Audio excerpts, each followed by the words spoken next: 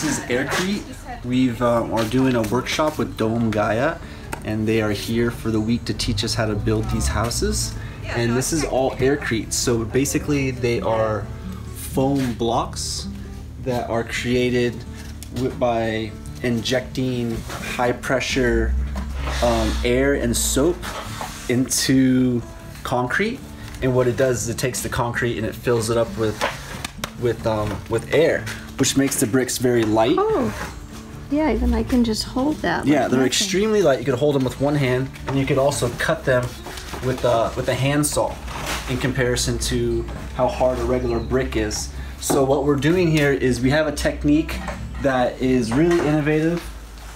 We take these arms that come from the center of this dome, from the center of our circle, and the arms are guide arms and tell us how far in the bricks should be laid and the angle that they should be laid at. So all we have to do is follow this swing arm, and that's going to give us our guide to make this dome, and it's going to keep our dome perfectly centered. And then when we get to the center of the dome, we're making a skylight cap for it over there. So yeah, this process is super innovative. This can be done by anybody, and by having the bricks so light and so malleable, it takes a lot of the hard labor out of this. They're making this whole house with basically an air compressor and a drill and a whole bunch of hand tools. In how much time? The workshop's been a week, and the guys have probably put about a month of prep time into it, as far as making the blocks and pouring the foundation and everything. Which is basically what? This is Air-crete also. Okay. So the Air-crete is also really good for insulation, since the concrete has so much air inside of it. It holds up against, if we were in colder climates, it would be great for the floor from letting the heat go into the ground. And even here in the tropics, it's going to help to keep us nice and cool. So it's rot proof, it's not going to rot, it's bug proof, it's you know, it's fireproof. Every single aspect is very is highlighted here in concrete with the injected air into it. And is there any steel in it at all, or anything? In like this that? one, no, there's no steel. What we do is, if you want to step out to the side, Okay. outside, I'll show you what they do. This is an entrance that we Into the created building? with our own forms. So they are teaching us how to bend the pipes and actually lay down these forms and lay the blocks onto the forms. And the shape of the dome itself lends to the strength of it, since these all the blocks are laying together. And what we do is, after we get the first part of it laid, we wrap it in a fabric. What kind of fabric? So this is a fabric that is used for the roofing industry. So this is a roofing kind of fabric. So what we do is we paint mortar onto the Air-crete, and the fabric is soaked in water, and we lay the fabric on the painted concrete, and then we do another layer of concrete over it. So the fabric becomes like a rib cage for it. And then about how much does this cost in materials? I would say between $5,000 to $10,000. So what's going on with these bottles? The bottles, after you get across this center part right here, like this is what they call the equator, and they get higher up, what's going to happen is the bricks are going to fall. They're going to fall in. Oh. So these are our counterweights. And they're full of water. And they're full of water. So they're basically, every time that we put a new block up, we're going to put the counterweight up.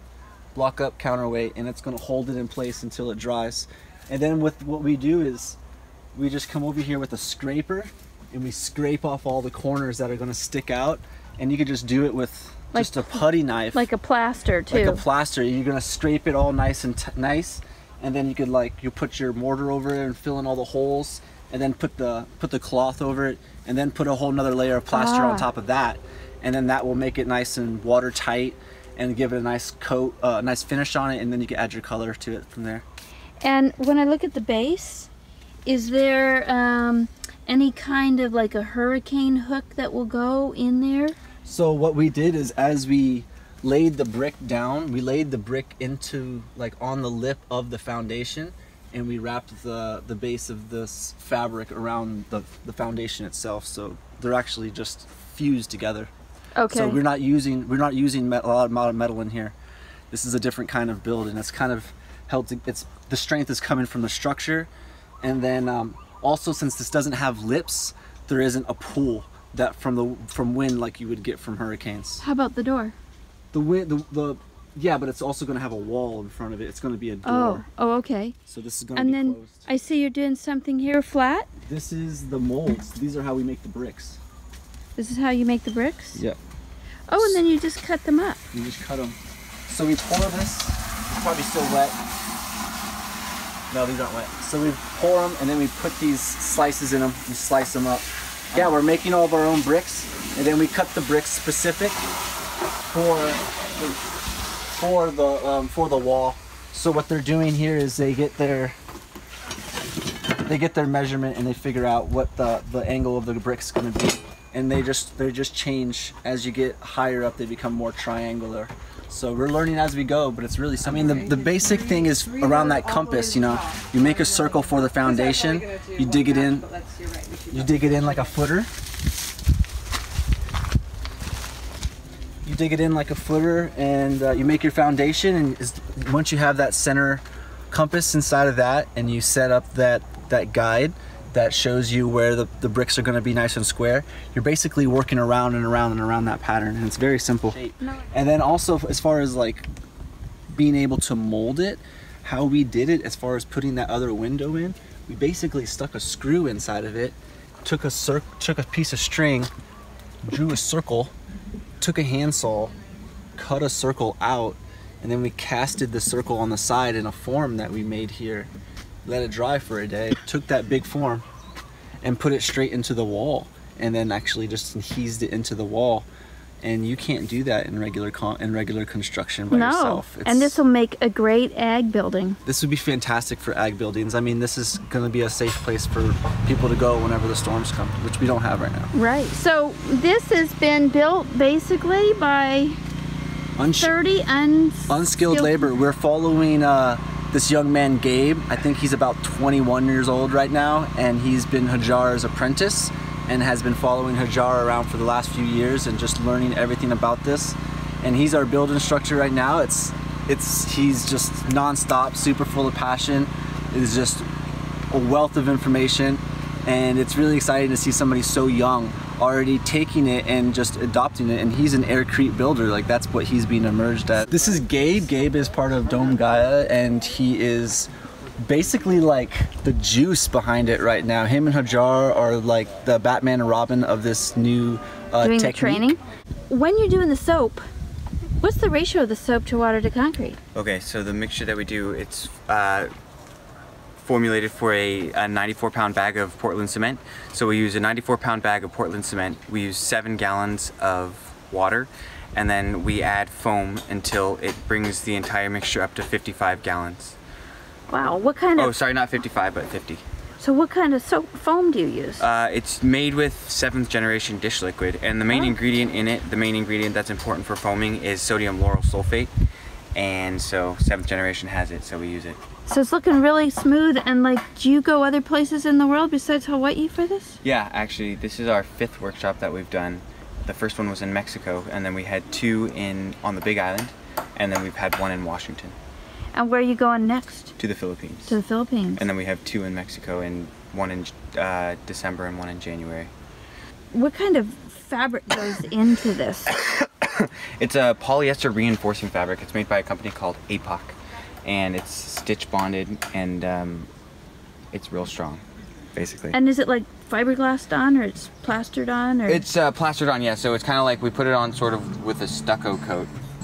We put some stucco underneath it, we put the fabric on, and then we put some stucco over the top of it, and it holds it up against the building. So once it's, once it's on the wall, it's almost like the wall is one piece. It ties it all together. It covers every surface of the wall. It's not like it's not like rebar. I mean, I know that there's a lot of great things about rebar, but this covers the entire surface, whereas rebar just runs through its tracks. And have you had any experience with the building going through torrential rains? Not this one, because it's not done yet, but I mean, like, because we can get, right, like like a lot of water. 20 inches in 2 days, you know, will it melt or will it? Oh no, it's not gonna melt. Especially once it has like the hard coat on the outside. You know, you want to put another layer of stucco on top of this. That's sand and cement, and it'd be. I mean, down here you can already feel that it's so hard to. I mean, well, I guess my thumb's not really that powerful, but if you bang it against that water, torrential downpour would not hit that, would not break through that, and then it'll be even harder once it has a traditional stucco final coat. And what do you think, like, if a tree blew into it in a storm? Gonna handle? Probably, yeah. Yeah. I hope so. Yeah. So what's the oldest building that you guys have built? 2 years. Well, thank you so much. Sure. And Gabriel, how's it been doing this? It's been a lot of fun.